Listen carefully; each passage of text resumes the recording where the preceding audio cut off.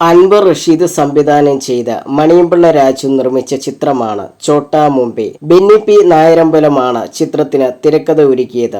മോഹൻലാൽ, ഭാവന, സായ്കുമാർ, സിദ്ദിഖ്, കലാഭവൻ മണി, ഇന്ദ്രജിത്ത്, മണിക്കുട്ടൻ, ജഗതി ശ്രീകുമാർ എന്നിവരാണ് ചിത്രത്തിലെ പ്രധാന കഥാപാത്രങ്ങൾ. 2007 ഏപ്രിൽ തിയേറ്ററിലെത്തിയ ചിത്രം വൻ വിജയം നേടിയിരുന്നു. ഇപ്പോൾ ഈ ചിത്രത്തെക്കുറിച്ച് സംസാരിക്കുകയാണ് മണിയമ്പിള്ള രാജു.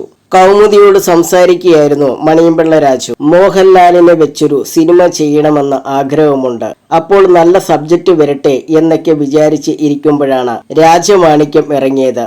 ഭയങ്കര ഹിറ്റായ ആ പടം അങ്ങനെ പൊയ്ക്കൊണ്ടിരിക്കുമ്പോൾ ഞാൻ അൻവർ റഷീദിനോട് ചോദിച്ചു, മോഹൻലാലിനെ വെച്ചൊരു പടം ചെയ്യാമോ എന്ന്. അങ്ങനെ ഞാൻ മോഹൻലാലിന്റെ അടുത്ത് പോയി രാജമാണിക്യത്തിന്റെ ഡയറക്ടറുമായി പടം ചെയ്യാൻ താല്പര്യമുണ്ടോ എന്ന് ചോദിച്ചു. അപ്പോൾ അവർക്കും താല്പര്യമുണ്ട്, സബ്ജക്റ്റ് എന്തെങ്കിലും ഉണ്ടെങ്കിൽ പറയാമെന്ന് പറഞ്ഞു. അങ്ങനെ നമ്മൾ മോഹൻലാലിനോട് ഏതോ പടത്തിന്റെ ഷൂട്ട് നടക്കുമ്പോൾ അവിടെ ചെന്ന് സബ്ജക്റ്റ് പറഞ്ഞു. പുള്ളി അപ്പോൾ തന്നെ ഓക്കെ പറഞ്ഞു. അങ്ങനെയാണ് ഛോട്ടാ മുംബൈ സംഭവിച്ചത്. മണിയമ്പിള്ള രാജു പറഞ്ഞു.